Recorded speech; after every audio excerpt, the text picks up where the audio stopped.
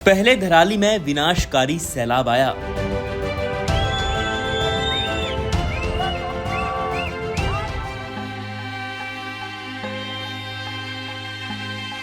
इस सैलाब ने पूरे कस्बे को शमशान में तब्दील कर दिया, जिसके बाद अब उत्तरकाशी के हर्षिल में एक विशालकाय झील बन गई है, जो फिर से धराली और हर्षिल घाटी में तबाही लेकर आ सकती है। आइए आपको जमीनी हालात दिखाते हैं।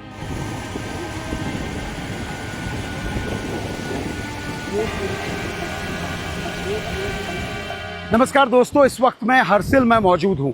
इस पॉइंट पे मैं एक एरियल व्यू आपको दिखाऊंगा हर्षिल और धराली के बीच में जो झील बनी है। देखिए, ये वो झील है जो आपको तमाम न्यूज़ में, सोशल मीडिया में नज़र आ रही है। आप देखिए, पूरी झील बन चुकी है, भागीरथी का पानी आ रहा है और जो खीर गंगा थी वो मलबा लेके आई, और मलबे और इस पानी की वजह से एक झील बन गई, एक डैम जैसा बन गया। सामने अगर आप देखेंगे तो ये सेना यहाँ लगातार खुदाई कर रही है। यहाँ सेना के 9 जवान अभी लापता हैं, 2 जेसीओ हैं, 7 जवान हैं, ये लापता हैं और उनकी तलाश की जा रही है। मेरे साथ कैमरे पे मेरा सहयोग दे रहे हैं संदीप बड़ौला, हमारे जी मीडिया के सीनियर कैमरा पर्सन हैं। और यहाँ आपको पहले फ़्लो दिखा रहा हूँ, किस तरह से भागीरथी का फ़्लो है। अब आपको सबसे पहले ये दिखाता हूँ, खीर गंगा की तमाम तस्वीरें आपने देखी, खीर गंगा में बाढ़ कहाँ से आई। और ये जो सेना का कैंप था, इस जगह में जहाँ आपको देवदार के पेड़ दिख रहे हैं, इसके अंदर सेना का पूरा कैंप है। और यहाँ सामने की ओर से आती है नदी में बाढ़, आती है ऊपर से, और वो पूरा मलबा लेके आती है और वो अपने साथ सेना के पूरे कैंप में तबाही लाती है। इधर से जो मलबा आया वो यहाँ पूरी तरीके से एक डैम बना देता है। सामने धराली की ओर से जो मलबा और पानी आया वो इस डैम से टकराता है और पूरी तरीके से ये एक झील बन जाती है। उधर सामने अगर आप देख पाएँ तो सामने गंगोत्री का हाईवे है, पूरा हाईवे पानी में डूबा हुआ है, कहीं पानी में कहीं मलबे में हाईवे डूबा हुआ है और ये झील पूरी तरीके से बनी है। हालांकि झील से निकासी हो रही है, झील से प्रॉपर निकासी हो रही है, लेकिन अभी भी चिंता ये है कि ये पानी खाली कब होगा। और दूसरी बात, बहुत सारे लोग ये सवाल कर रहे थे, झील को पंचर क्यों नहीं किया जा रहा है, झील को हटाने की कोशिश करनी चाहिए। लेकिन आप समझिए, भागीरथी का ये फ्लो बहुत ज़्यादा है, अगर इस फ्लो को बढ़ाया जाएगा, झील को पंचर करने की कोशिश ज़्यादा की जाएगी, तो नीचे की ओर जो हर्षिल वैली दिख रही है, इस पर ये भागीरथी हिट करेगी और ये पूरी तरीके से डिस्ट्रॉय हो सकता है।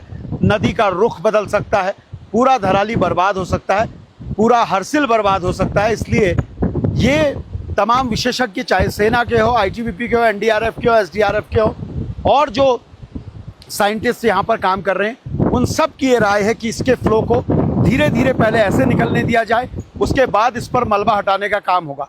और यहाँ पर भी अभी सेना के जवानों का काम लगातार चल रहा है।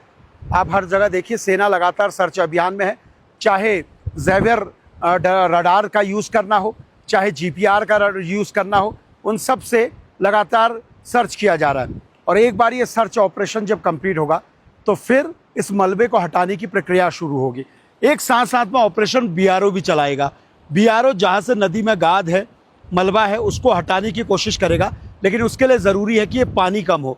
सामने जो आपको एयर इंडिकेशन के लिए दिख रहा है वो हेलीपैड का क्षेत्र है। इस क्षेत्र में सेना की गाड़ियाँ खड़ी होती थी कई बार, और इधर हेलीपैड का यूज़ होता था, तो सब पानी में डूबा हुआ है। तो ये वो झील है जिसकी तस्वीरें आप देख रहे हैं, और इसीलिए इस झील को पंचर करने के लिए वो तरीका ढूंढा जा रहा है जिससे बेहतर तरीके से चीज़ें हो पाए, बड़ा नुकसान ना हो, इसका ख्याल रखा जा रहा है। और इसीलिए हर कदम प्रशासन एहतियात के साथ रख रहा है।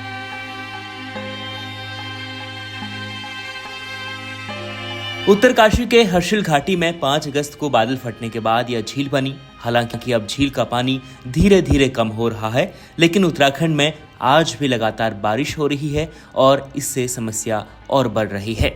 इस झील की वजह से उत्तरकाशी गंगोत्री नेशनल हाईवे का एक हिस्सा डूब चुका है। पानी का बहाव एक बड़े पेड़ के कारण रुका हुआ है। हालांकि उसे काटने की कोशिश की जा रही है, लेकिन फिलहाल झील के पानी को पूरी तरह कम कर पाना आसान नहीं लग रहा। वहीं दूसरी तरफ धराली में अभी भी 100 से ज्यादा लोग लापता हैं। हाईटेक मशीनों के जरिए लापता लोगों की तलाश की जा रही है, लेकिन मलबा इतना ज्यादा है कि उसे आसानी से हटाया जाना बेहद मुश्किल है। Bureau report, India.com।